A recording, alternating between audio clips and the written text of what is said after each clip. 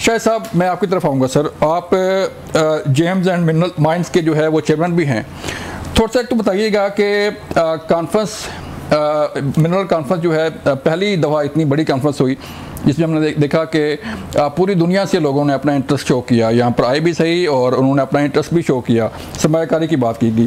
कितनी अहम कॉन्फ्रेंस है शायद साहब के पाकिस्तानी मैशत के लिए और जो हमारे छुपे हुए ख़जाने हैं उनके लिए? Thank you very much for having me over. I think इसके अंदर सबसे इम्पोर्टेंट बात है जो मैसेज इंटरनेशनल कम्युनिटी पे गया है वो बहुत पॉजिटिव है। उनकी पार्टिसिपेशन ये बड़ा क्लियर मैसेज अदरवाइज़ है कि वो बहुत इंटरेस्टेड हैं हमारे इन मिनरल्स में, हमारे साथ इन्वेस्टमेंट करने में।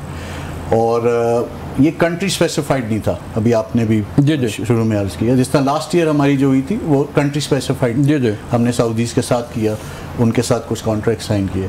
तो इस दफ़ा जो ग्लोबल प्रेजेंस हुई है, मोर देन 20 कंट्रीज़ जो हमें जिन्होंने यहाँ पे रिप्रेजेंट किया आके और इंटरेस्ट शो किया, I think it was phenomenal. और वो बहुत ही इंटरनेशनल, लोकली और इंटरनेशनली बहुत अच्छा मैसेज किया है। जहाँ तक मिनरल्स की बात है, देखें जो हमारे मिनरल्स हैं, हम कोई अप्रॉक्सीमेटली 600,000 स्क्वायर किलोमीटर का एरिया है जिसको कवर करते हैं मिनरल्स के अंदर।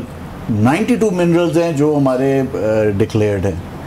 और हमारे पास अल्लाह का शुक्र है कि हमारे पास आयरन ओर से लेके, सॉल्ट से लेके, कोल से लेके, लिथियम से लेके, जेमस्टोन्स, दुनिया के सबसे खूबसूरत हर एरियाज़ में पाए जा रहे हैं। गिलगित बल्चिस्तान से लेके AJK, वो KP है, सेमी प्रेशियस बलूचिस्तान में है। तो इसका बहुत पोटेंशियल है।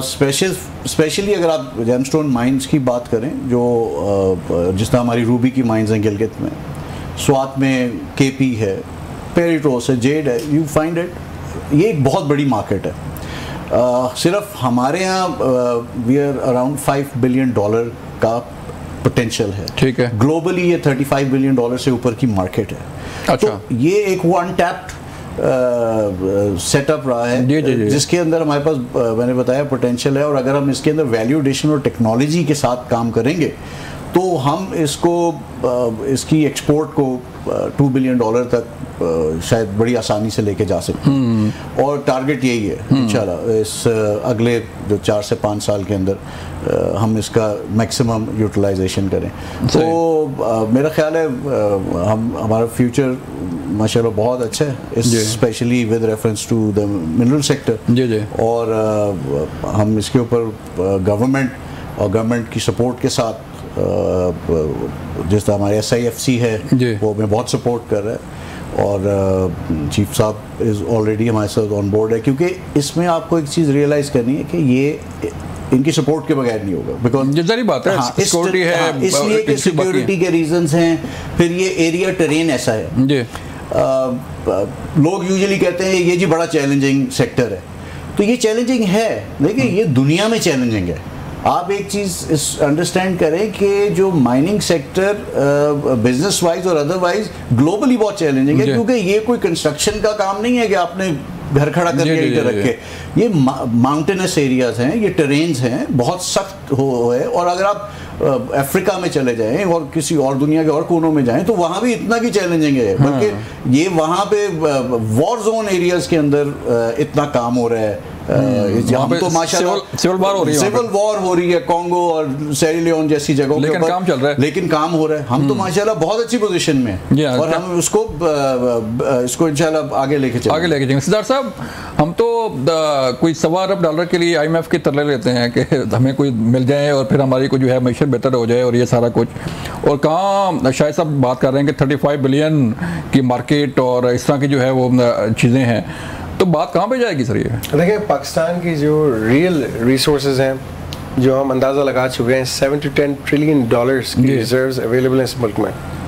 हम सिर्फ वैल्यू एडिशन अगर लेके आ जाएं यहाँ पे और वो कंपनीज लेके आए जिनकी स्पेशलाइज्ड फील्ड है ये, तो मैं समझ रहा हूँ कि Pakistan can truly achieve it's true potential. अब एज ऑफ नाउ अच्छी खासी कंट्रीब्यूशन है। इन हालात में भी 5,000 माइंस आपके ऑपरेट हो रही हैं और 3 लाख के करीब आपका जो मजदूर और में काम कर रहे हैं जी जी। लेकिन इसमें हमें मजीद टेक्निकल ट्रेनिंग की ज़रूरत है क्योंकि आपके पास वो कैपेसिटी बिल्डिंग नहीं है यहाँ पे जो बाहर की कंपनीज के पास अवेलेबल है।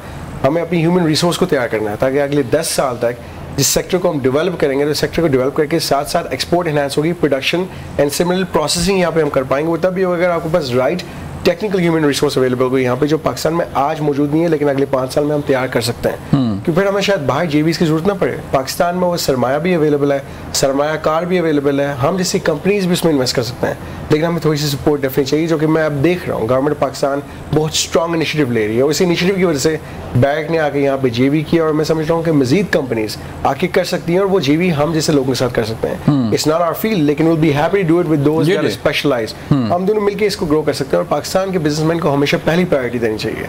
हम हमेशा एफडीआई की बात करते हैं लेकिन यहाँ पैसा मौजूद है, सरमाया यहाँ पे अवेलेबल है। ये जो सरमाया यहाँ से बाहर जा रहा होता है जो हम कहते हैं ब्रेन ड्रेन के साथ साथ फ्लाइट ऑफ कैपिटल भी हो रहा होता है, क्यों हम जाने देते हैं? हम उनको अट्रैक्ट करें कि आप यहीं पे सरमाया लगाएं और हम अगर किसी ओवरसीज पाकिस्तानीज को कहेंगे कि यहाँ पे आके इन्वेस्ट करें वो हमारी बात पे यकीन करेंगे, खुशी से आके करेंगे क्योंकि हमारी क्रेडिबिलिटी है।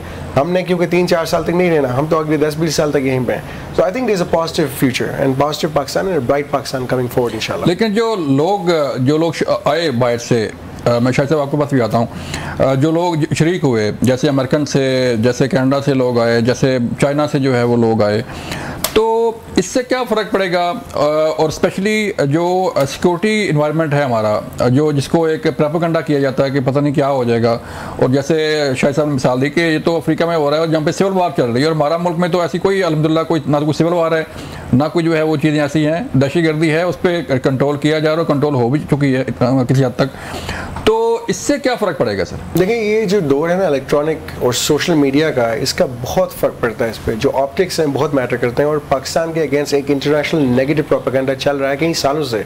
हम देखते हैं कि छोटी से छोटी बात होती है उसको इतना बड़े पैमाने पे मैग्नीफाई करके एम्पलीफाई करके दिखाया जाता है जैसे पूरे मुल्क में आग लगी हुई है। हालांकि रियलिटी ऐसी नहीं है। अभी जो जितने आपके ओवरसीज पाकिस्तानीज आए थे, जो कंपनीज आई थी, उन्होंने जो पाकिस्तान देखा, जो रियल पाकिस्तान देखा, जो रियल इमेज उनके सामने हमने लाया, उन्होंने कहा ये तो एक मुख्तलिफ पाकिस्तान है, ये तो एक अमन पसंद पाकिस्तान है, पीस लविंग नेशन है, हॉस्पिटेबल नेशन है।